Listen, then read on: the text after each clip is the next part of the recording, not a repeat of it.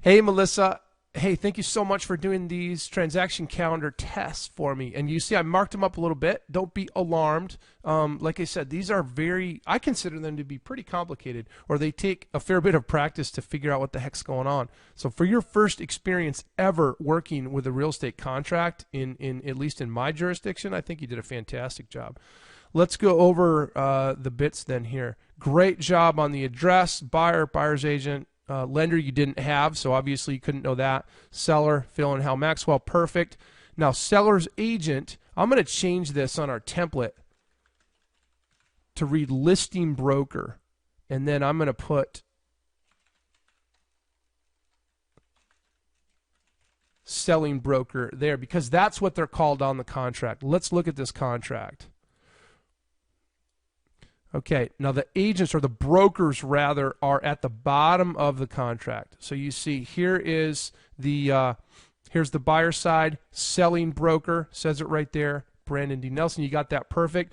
There is no listing broker on this deal. And so if you see this blank, or at any time if there's missing information or an addendum that you're used to seeing but it's just not included, leave that out. Cut that paragraph out.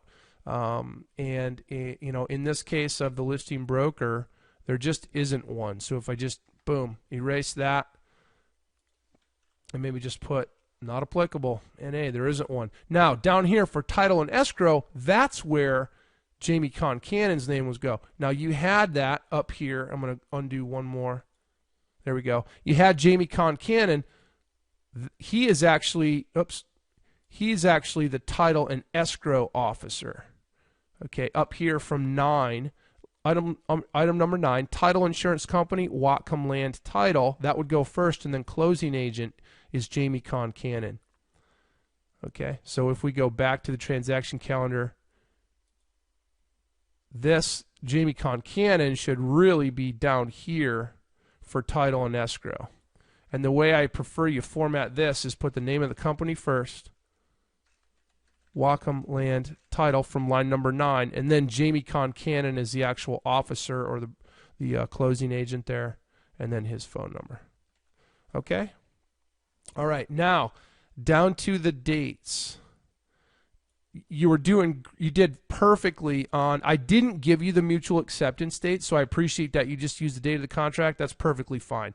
I will remember to give you those dates, because even though we write a contract on the 14th, we see that this is the date that the contract is dated. They usually don't get signed around for a few days after that. So I have to provide you with that mutual acceptance date. But you did great using that for the example. You did great counting the 5 days to this paragraph. I noticed you skipped the weekends. You made it go right on the next Monday or Tuesday or whatever. Perfect. On the 10 days, though, it seems like you were a little off on those. I want to look at a calendar together, and let's look at a 10-day period together. Okay, so if we are working with a mutual acceptance date of March 14th, 2011, that's our day 0, just like you have here. If we look at the calendar, here we are in March 14th is our day 0. So let's count. 1, 2, 3, 4, 5, 6, because we do count weekends and holidays if the contingency is 6 days or more. So we're at 6, 7, 8, 9, 10. So Thursday, March 24th is day 10. It falls on a weekday, a business day. It can land there. So if we go back to the calendar, then we're going to have Thursday, March 24th is the correct date for day 10, not the 28th. Okay, I hope that makes sense. All right, let's look at another one. Let's look at the Ridgeway here, and excellent job here. Buyer is correct. That's right. You don't know the lender. You couldn't have known that to put in. Seller is correct, and seller's agent, perfect. That is Keith Cook. Title and escrow. For title and escrow, we go to the contract, and we have, again, title insurance company, First American Title, closing agent, line number 10, Marlon Dubois. Okay. So we'd go on this, on this line, we'd go First American Title, Marlon Dubois, and then her phone number, which I would have to provide you, or you can find it on Google. Easy enough. Okay. One thing I noticed also on the, I had cleaned it up on the other one, but this, I don't know if this is just a difference in your version of Microsoft Word versus mine, but this huge gap after the date. Let's try to tighten those up. About like that. That would look great. Okay. Tighten those up. And then again, good job on the mutual acceptance date. On the day 5, you got that correct. Absolutely. Same thing though, a little bit off on the 10-day home inspection contingency.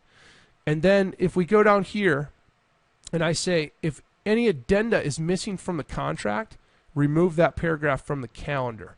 So there wasn't a financing addendum in this contract, and that's why in that case, just go ahead and boom, make that whole thing disappear. So it's not even cluttering up the calendar. Okay? And again, there's no way you could have known that without going through this a couple times. Okay, hope this has been helpful, Melissa. Thank you so much. Again, another round or two, and we'll have this totally dialed. Thank you. Bye-bye.